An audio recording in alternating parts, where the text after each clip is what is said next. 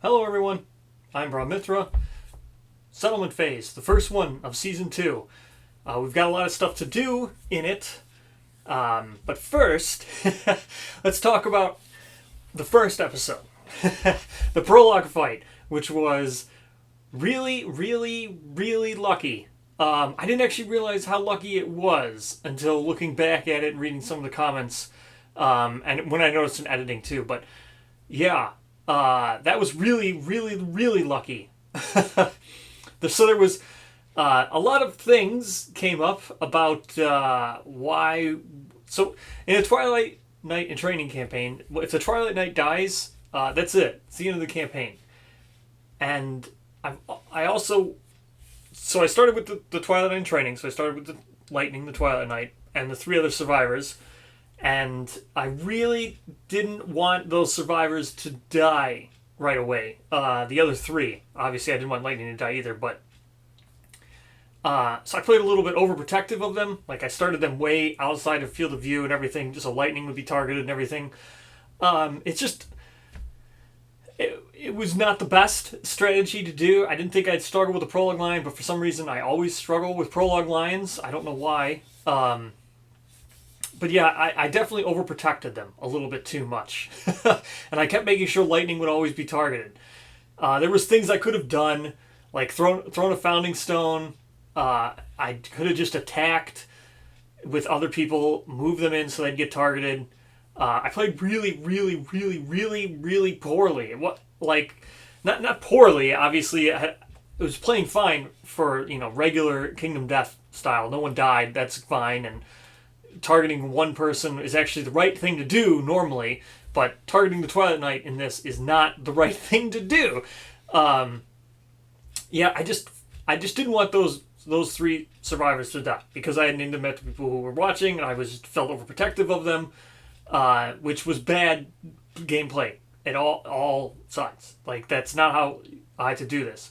Now I know I've said I'm going to continue to name survivors with people's suggestions and things. But I just want to be upfront about it. I can't continue to protect them. Normally, in a normal game of Kingdom Death, I would just throw the ones that I named. If someone suggested a survivor name, I would just use that one, and then just the random survivors that I just generate or whatever.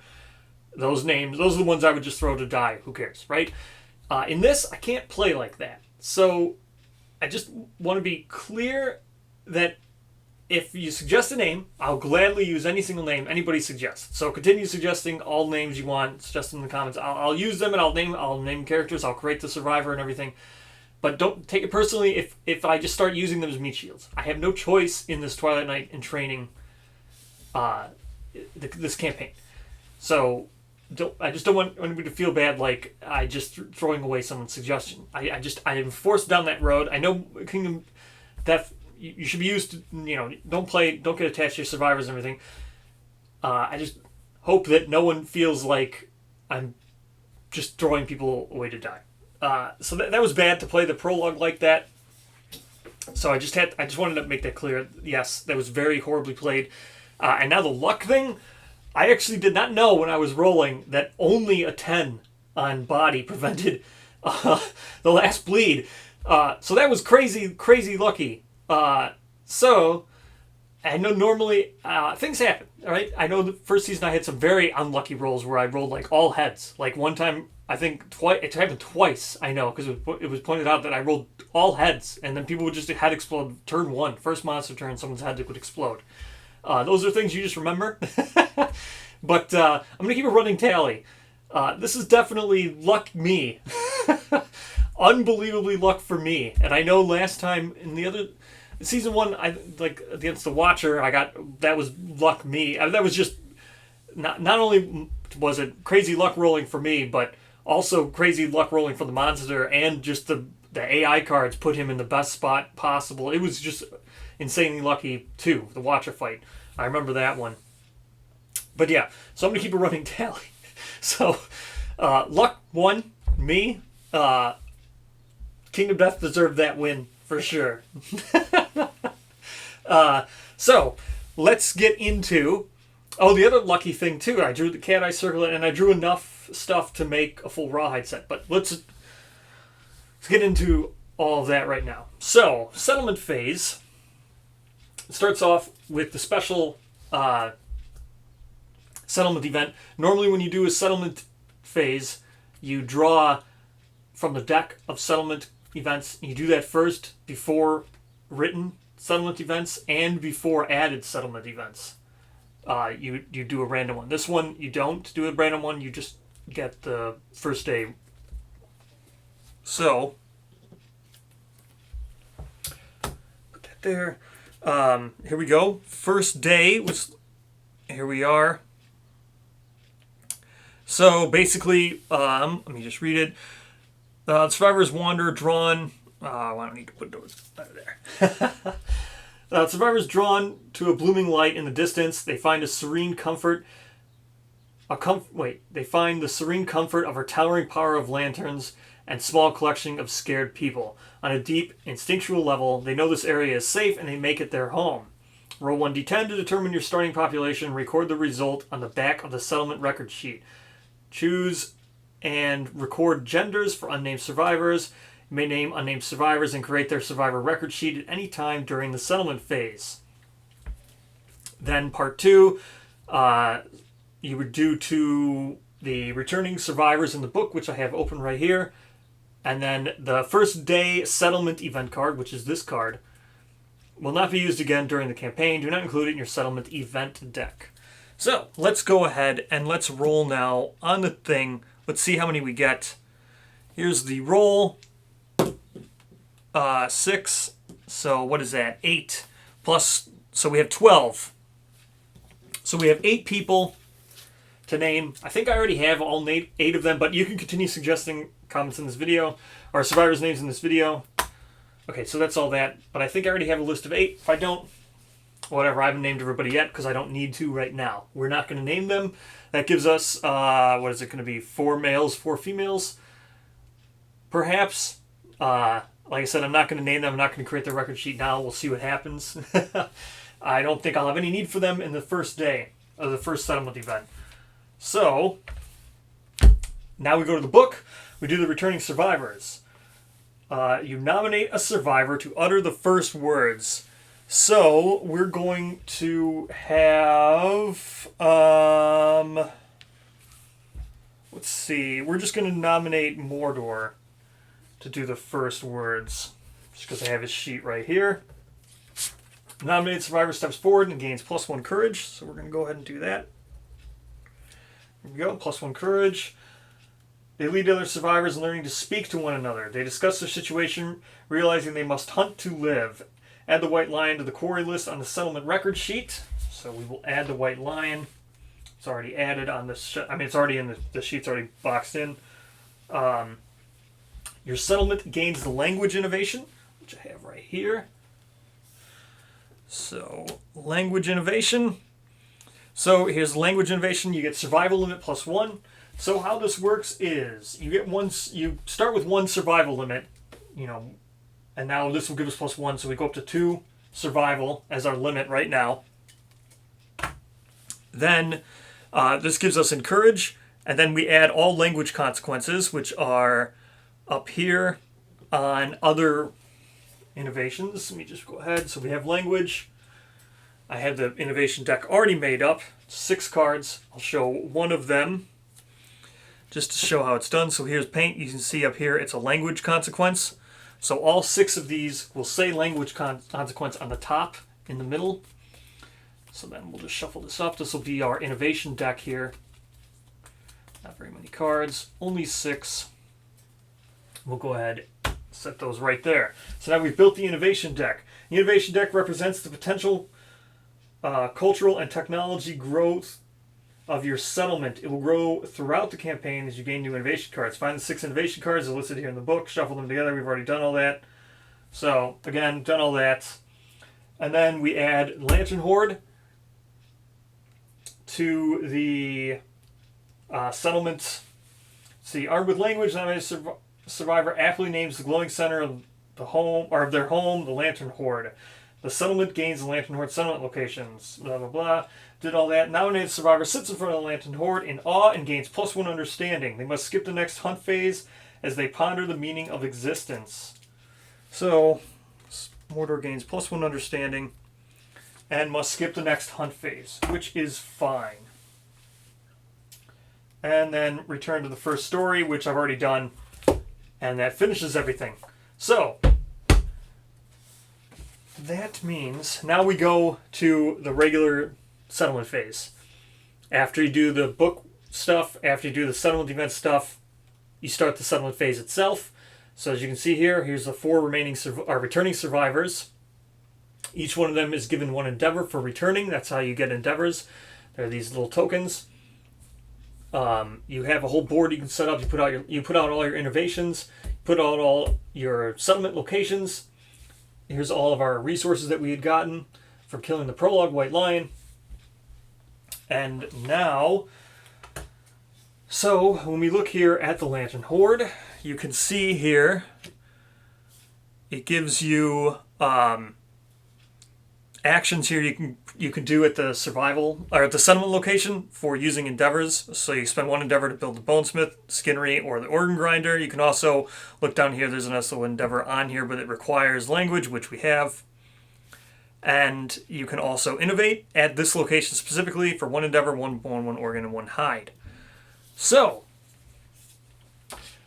now let's look at what we got from doing the prologue line. So we got an Eye of Cat, which we will be saving. But as you can see up here, so all resources, they have unique backs saying which monster they came from or which deck they're a part of.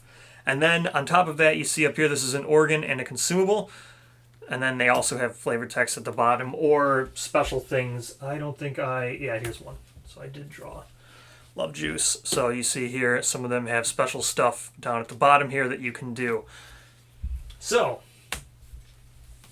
we've got 1 Eye of Cat, 1 Sinew, 1 Great Cat Bone, 1 Monster Bone, 1 White Fur, actually 2 White Fur, 3 regular Monster Hides, and 1 Love Juice. That's 8 total organs, or resources, 5 hides, 3 organs, and 2 bone.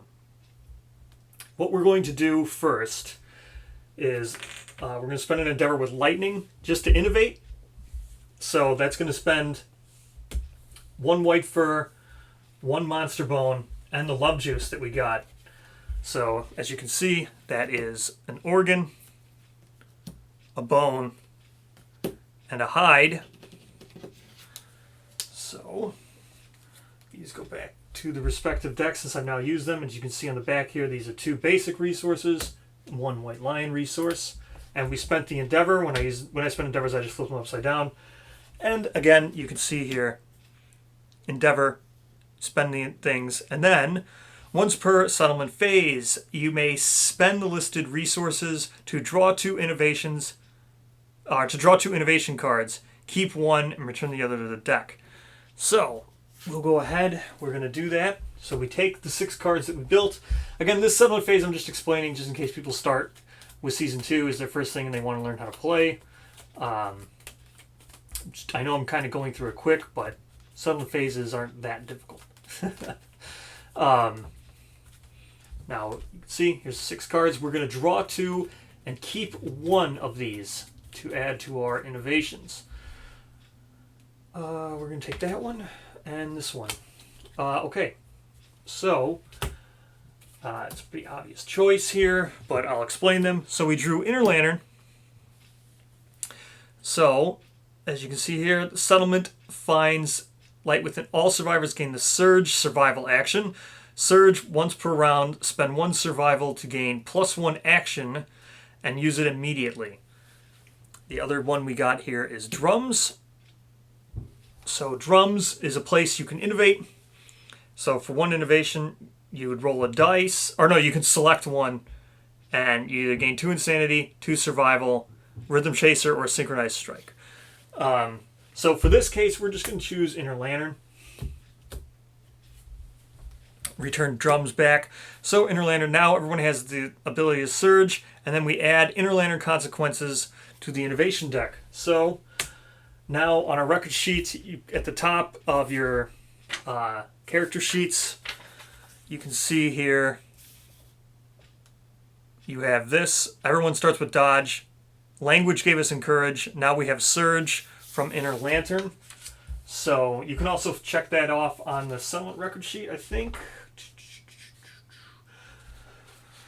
Nope, but we record on the innovations here that we have Inner Lantern. And then we will go through the rest of the innovation deck, which is here, all the ones that are archived out. This is huge because of all the expansions. And we're looking for inner language consequences. Inner Lantern, I mean. Which is that. Where's the other one? I'm pretty sure there's two of them. Where's the other one? Yeah, there it is.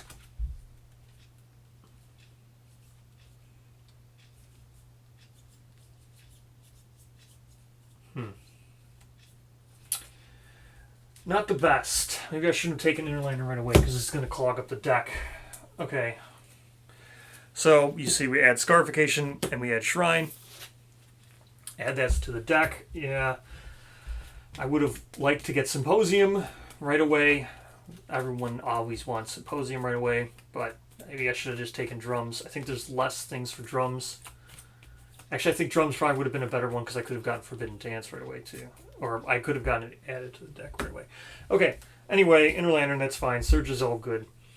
So we're good. That leaves us with 3 endeavors left. We're just going to go ahead and spend them all on building these other 3 key locations from the Lantern Horde here. So, as you see, Bonesmith, Skinnery, Organ Grinder.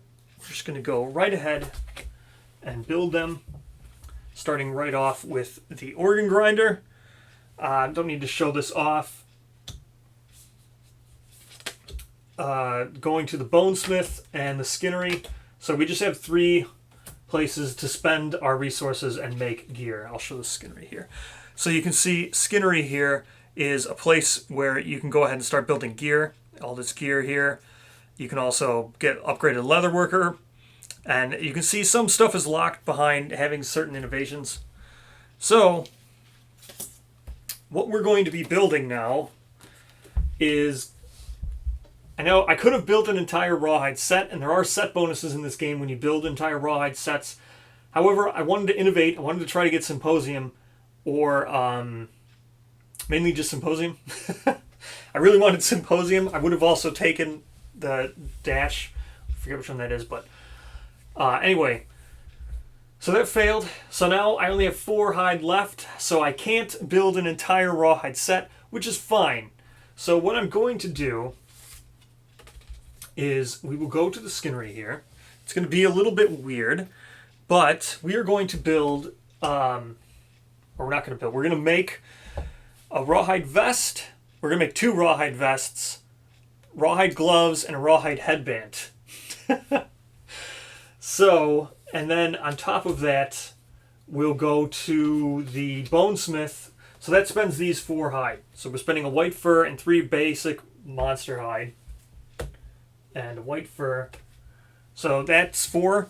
That gives us Rawhide vest, which I'll show here. So you can see Rawhide vest. It shows up here the locations that it covers, the amount of armor protection it adds, the name. Then there's a whole bunch of keywords up here. So this is an armor. It's part of a set. It's Rawhide. It's got these puzzle pieces and infinities right here. So the way this works is there's infinities up at the top that you would have to put together to make a full square. So see, for example, here, this would make a full blue, which would connect the blue puzzle piece and give a full blue, 1 blue affinity. And here, this would connect the red, connecting that puzzle piece. So if you did this, you now have this condition satisfied since you have both puzzle pieces connected, and you'd gain the bonus of 1 evasion. Some pieces of gear do not require puzzle piece connection. As you can see here, the Rawhide gloves themselves just have a static bonus all the time. Permanent bonus. So, let's explain why I did what I did here. So let's go with how I'm going to distribute this gear. Alright, sorry, my phone rang. I had to answer it, and then I had to go do something. But, so what I was saying, why I picked these weird things when I could have, made a full set, and I decided against it. So, with Lightning the way she's set up now, I don't. She has the Dormant Cloak, so I already have a headpiece, and I don't need the full set with her now, or I couldn't have made the full set with her, and I don't really think she's gonna need. I'm not gonna want to be doing Rawhide Headband with her. I know now I have Surge, but if I didn't have Surge, I need to be doing damage with her because I have her Fighting Art. So let me go over the Sacred Oath here.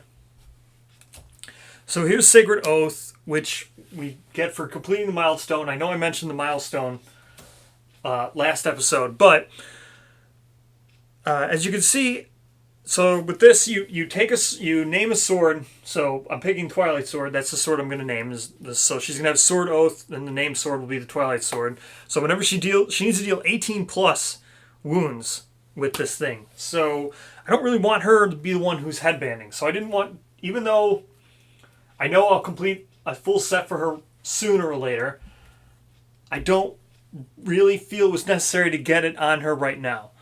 So her gear grid will look like this. Basically, I'll be doing this so she can get the survival, basically. That's what I care about the most. And she's already got Dormant Cloak. So that's just going to get her somewhat armor protection. And then for the other person, I'm going to make... it will go like this. So they'll be the one who's going to be doing the Rawhide Headbanding, because they'll have the affinity completed, so they can draw the AI cards and look at the AI cards.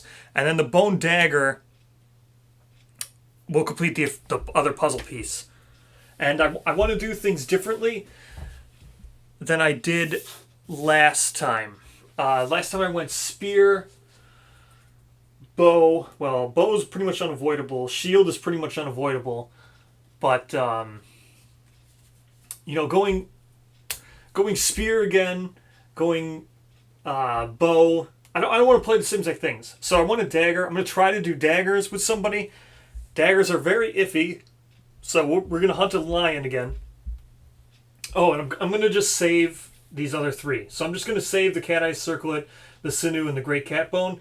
Basically because the Eye of the Cat will let me make the Cat Eye Circlet as soon as I get the Catarium. And the Sinew and the Bone here will let me make the bow. But I just need the Catarium. And I can't get the Catarium until I defeat another White Lion. So we're going to fight a White Lion again. Then I'll make a bow and I'll make the Cat Eye Circlet. And then from that, the other thing I'm thinking I'm going to do is maybe look at the 1.6 stuff and see if I can implement some of it now.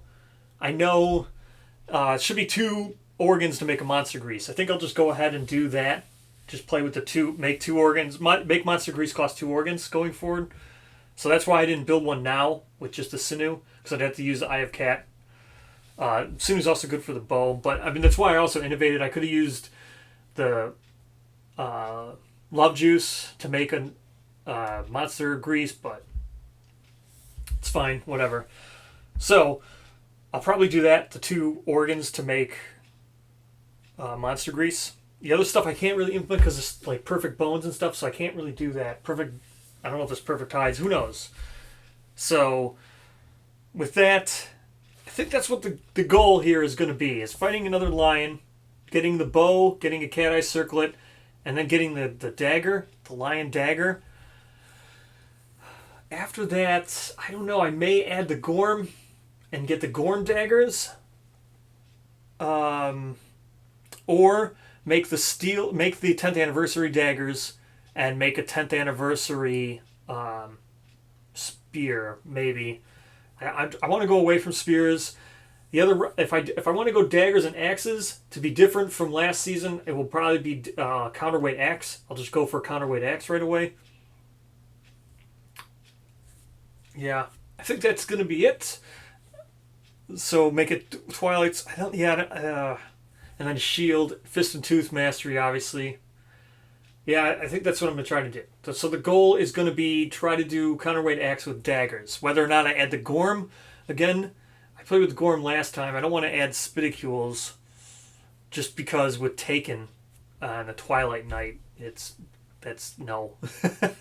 Not going to be doing with, not going to deal with Spidicules in Twilight Knight in training. So, that's it. That's the settlement phase. That's my thoughts moving forward. So, yeah. Gonna fight a level 1 lion next. Thank you so much for watching. So very humbling. Sorry it took me so long to get this one out. I had things I had to do. I actually got my second vaccine dose and I just wasn't feeling well. So I didn't want to go on camera. With a runny nose and stuff. I had flu after. It's like just regular old flu symptoms. But that's why it took so long. I know there's not very much here. That's why it delayed. But again, thank you so much for watching. I'm so excited to continue on going forward. It's so very humbling. And I'll see you in the next Lantern year.